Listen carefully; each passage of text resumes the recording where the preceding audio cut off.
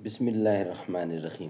ناظرین، آج کا پہلا ویلاگ پیج 534 معارف القرآن جلد اول، سورۃ البقرہ نمبر 2 اور آیت نمبر 219۔ معارف القرآن جلد اول، سورۃ الفاتح سے لے کر سورۃ البقرہ، پارہ اول تا پارہ تیسرا، رکوع 8واں۔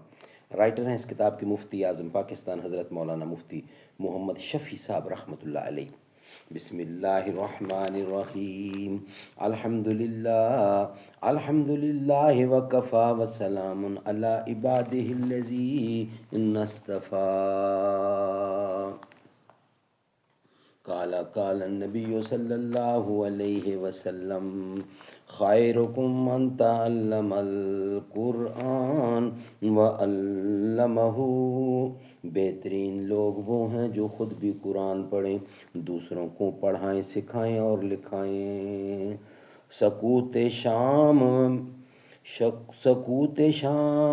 میں محو سرور ہے راوی، نہ پوچھ مجھ سے جو ہے کیفیت میرے دل کی۔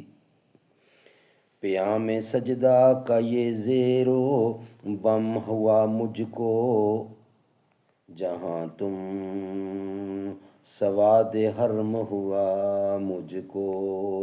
سرے کنارہ آب رواں کھڑا ہوں میں، خبر نہیں مجھے لیکن کہاں کھڑا ہوں میں۔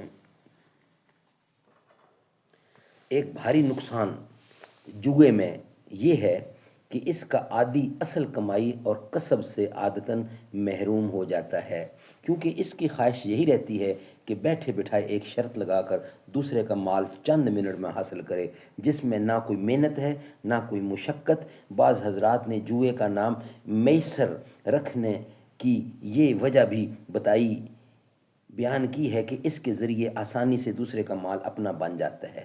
جوئے کا معاملہ اگر دو چار آدمیوں کے درمیان دائر ہو تو اس میں بھی مذکورہ مضرتیں بالکل نمایاں نظر آتی ہیں، لیکن اس نئے دور میں جس کو بعض سطحی نظر والے انسان عاقبت نااندیشی سے ترقی کا دور کہتے ہیں، جیسے شراب کی نئی نئی قسمیں اور نئے نئے نام رکھ لیے گئے ہیں، سود کی نئی نئی قسمیں اور نئے نئے اجتماعی طریقے بینکنگ کے نام سے ایجاد کر لیے گئے ہیں، اسی طرح قمار اور جوئے کی بھی ہزاروں قسمیں چل گئی ہیں، جن میں بہت سی قسمیں ایسی اجتماعی ہیں کہ قوم کا تھوڑا تھوڑا روپیہ جمع ہوتا ہے اور جو نقصان ہوتا ہے وہ ان سب پر تقسیم ہو کر نمایاں نہیں رہتا، اور جس کو یہ رقم ملتی ہے اس کا فائدہ نمایاں ہوتا ہے۔ اس لیے بہت سے لوگ اس کی شخصی نفع کو دیکھتے ہیں لیکن قوم کے اجتماعی نقصان پر دھیان نہیں دیتے، اسی لیے ان کا خیال ان نئی قسموں کے جواز کی طرف چلا جاتا ہے، حالانکہ اس میں وہ سب مضرتیں موجود ہیں۔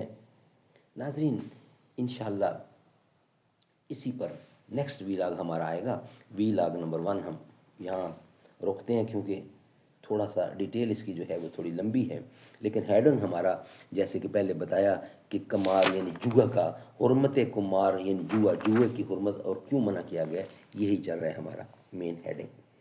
اے رسول امی خاتم المرسلین، تجھ سا کوئی نہیں، تجھ سا کوئی نہیں، ہے عقیدہ یہ اپنا بے صدق و یقین، تجھ سا کوئی نہیں، تجھ سا کوئی نہیں۔